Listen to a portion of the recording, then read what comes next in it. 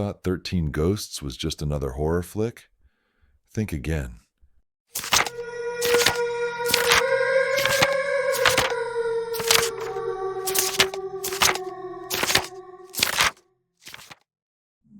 There are houses, and there are traps. This one was both. Before the story of the Kritikos family begins, a man named Cyrus Kritikos chased power. Not wealth, not fame, but supernatural domination. He studied forbidden texts, including the Ars Necronomica, an ancient book written in blood and bound in human skin. Within its pages, Cyrus found plans for a machine that could open the eye of hell, the Ocularis Infernum. To power it, he needed not energy or electricity, but souls. 12 tortured spirits, each representing an archetype from the Black Zodiac, and a final 13th ghost, one born of a pure act of love, a willing sacrifice. After the fire, all they had left was each other and pain. Arthur Kritikos is a math teacher trying to stitch his life together after the death of his beloved wife Jean in a house fire. Now raising his 2 children, rebellious teenager Kathy and precocious young Bobby, Arthur lives in a cramped apartment with their no-nonsense nanny Maggie.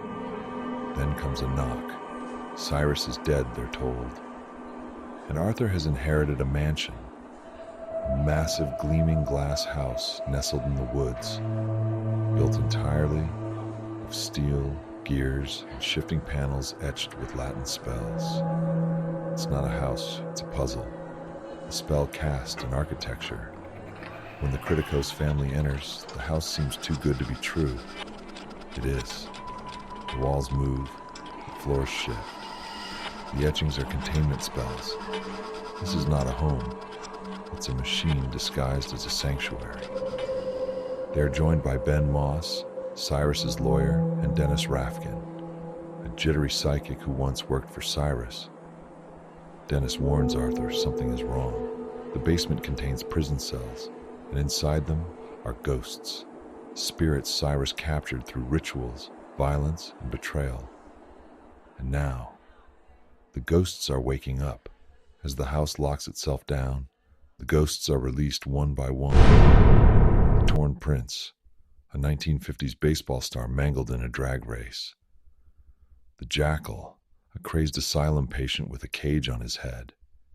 The angry princess, a woman who carved herself to pieces chasing perfection.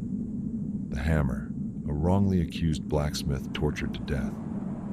The juggernaut, a serial killer so brutal it took 9 cops and 100 bullets to stop him. Bobby vanishes. Kathy is attacked. Blood appears where no one was standing. Whispers fill the halls. Time starts to bend. The house isn't haunted, it's alive, feeding on their fear. This was never a gift, it was bait. Dennis uncovers the horrifying truth. The house is the Basilius machine, an infernal device designed to channel ghost energy into a lens powerful enough to see everything, past, present, and future. A tool of ultimate knowledge and ultimate destruction. The machine needs one more ghost, the 13th ghost, a soul willing to sacrifice itself for love. Cyrus, very much alive, steps out of the shadows.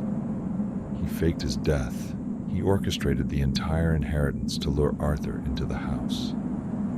His wife Jean, now the withered lover, was only the beginning. Cyrus doesn't believe in love, only in power. They needed him to die. But he chose to live for his children. Arthur faces the unthinkable. To save his children, he must willingly throw himself into the machine and become the 13th ghost, a living sacrifice.